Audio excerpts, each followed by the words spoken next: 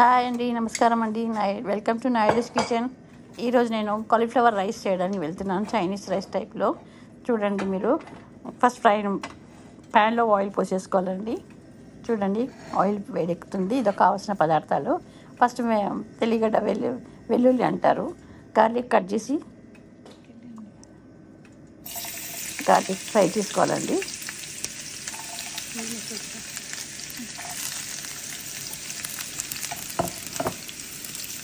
Garlic fry అయినాక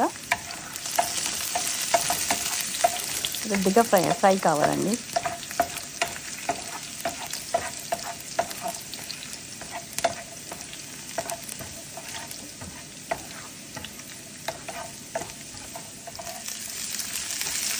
ఆ తర్వాత ఆనియన్స్ వేసుకోవాలండి. ఆనియన్స్ రెడ్ ఫ్రై అయిన తర్వాత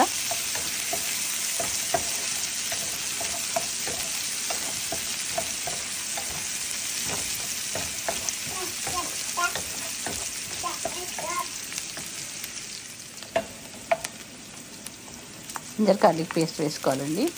కరివేపాకు, జింజర్ గార్లిక్ పేస్ట్, కొంచెం కొత్తిమీర, గ్రీన్ చిల్లీస్ అన్నీ ఫ్రై చేసుకోవాలి.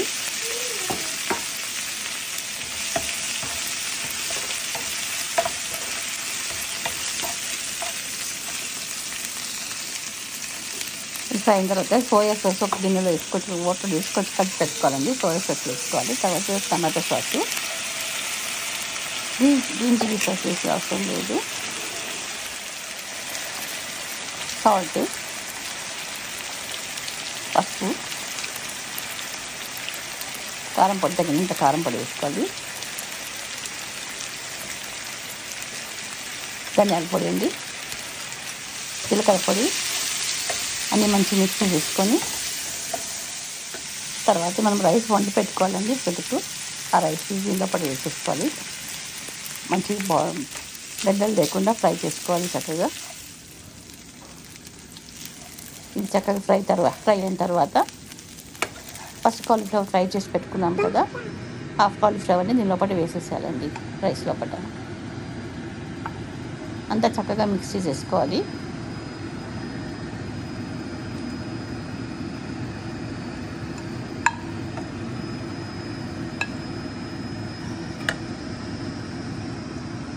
పైనకెళ్ళి కొత్తిమీర వేసుకోవాలండి, రుచికి తగినంత.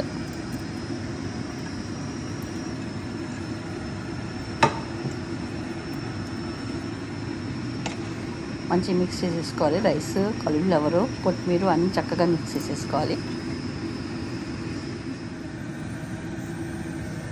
తర్వాత నిమ్మపండు లైమ్ కొంచెం పైనకెళ్ళి పిండుకుంటే కావాలన్న వాళ్ళు పిండుకోవచ్చు, లేకపోతే పర్వాలేదు.